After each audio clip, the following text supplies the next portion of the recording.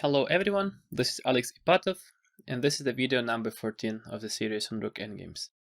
In this video I'm going to talk about the principle number 3 in Rook Endgames, the principle called Rook behind the pass pawn. So in this position, the white pawn a5 is hanging, so the best move is Rook a4. This move is better than Rook d5 because Rook is better placed behind the pass pawn, not defending it vertically like here. Why is it better? Because, for example, Black could play Rook c6, King f3 check, and place his own rook behind the pawn. So now the Black rook would be activated. And the move Rook a4 does not let the Black rook to come out of a file, because whenever the Black rook moves, White immediately pushes the pawn forward, which is supported by the rook from behind. Also, if the rook moves along the a file, the same situation happens. White would play a6 and then a7, and now the Black rook would be completely passive on a8. And that is possible because White has placed his rook behind the passed pawn, which disabled the Black rook's possibility to move from a6. So now the Black rook is very passive on there. So let's see what happened in the game. In the game, Black attempted to bring the king closer to the queen side. White did the same, king f6, king f3, king e5, king e3, h5, king d3. White threatens king c4 and king b5. So Black played king d5, king c3, king c5. No comments are needed on those moves, they're pretty obvious. White tries to bring his king closer to the queen side to support the pass pawn, and Black tries to prevent this and attack that pawn. Here in this position, White played Rook a2, an important move. White anticipated Black's move king b5. So if White made some random move, then Black would have played king b5 attacking the rook. For example, if White played some move like f4, then Black would have played this, Rook a2. Black cannot take on a5 because Rook a5, king a5, king d4, and White wins the pawn endgame because the Black king is too far away. But Black would get an extra possibility to play Rook c6 check, and whenever the White king moves, Black would play king a6, and now the Black king would be taking care of the a pawn, and the Black rook would be activated.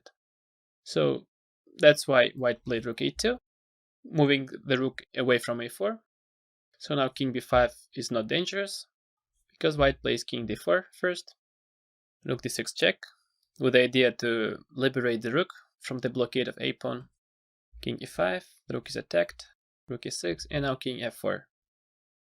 Black plays king e6, because if Black does not do this, then White threatens to play e6 himself, and Black would not be able to take on e6 with the rook because the pawn endgame is lost due to that fact that the Black king is too far away from his king side pawns. So Black played king a6. Finally, the pawn is blockaded by something else but not by the rook.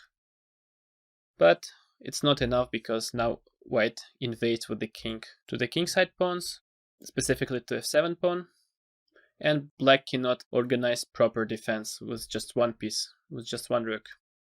So Black played Rook e5 check, king h6, Rook f5. In the game, White played f4. Maybe king g7 would have been better, with the following idea: Rook f3, king g8. The Black rook has to move from f3, because if the king moves, then White pushes the pawn forward, and so on. So Rook f6, and now f4, Rook f5, and king g7. And Black would have been in Zugzwang here, because neither pawns nor rook can move. The same refers to the Black king. So whenever the king moves, White just pushes the pawn forward, and Black is in Zugzwang again. Well, in the game, White did not play king g7. White played f4 immediately. Still, the position is completely winning, so this is not that relevant. Alright, f4 happened. Black played Rook c5. Now Black wants to activate his rook via c3, attacking the g3 pawn.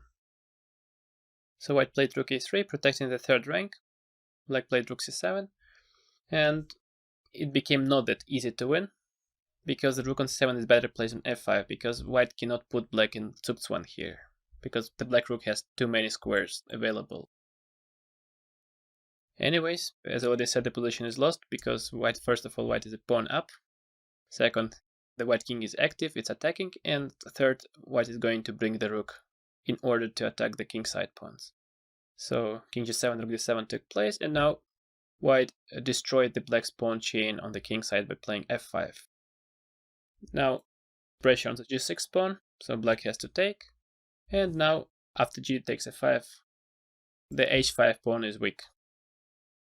So the game finished in the following way: f4, g takes f4, rook d5, protecting the h5 pawn, king g7, rook a5, rook a4, king b5, rook e4. White activates the rook. The rook has done its job on behind the pass pawn. Now it's time to collect pawns on the king side.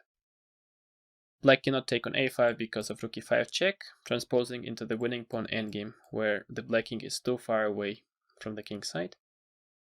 So rook e4, king a6, white play king h6, rook takes f5, rook e5, rook a1, king h5. Now white is collecting pawns on the king side. And as I already said, the black king is too far away from where the actions take place at the moment, from the king side. So rook g1, rook g5, rook h1, rook f5.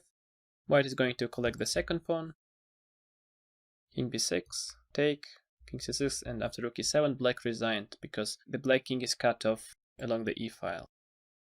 Black plays this, and white can simply play something like rook e5, and then king g5, h5, and so on. So what have we learned from this example? From this example, we learned that rook is better placed behind the pawn than anywhere else. So when we play rook a4 in this position, we see that the black rook is permanently passive on a6. Whenever it moves, we push the pawn forward. For example, if rook a7, we push a6, and we limit the black rook's activity further. And after this, we just bring our king closer to the center. We force the black king come to support the black rook on the queen side, and then we create the second weakness. But it was possible because of the rook behind the pass pawn. This is principle number 3 in the Rook Endgames. Thank you for watching. It was Alex Ipatov.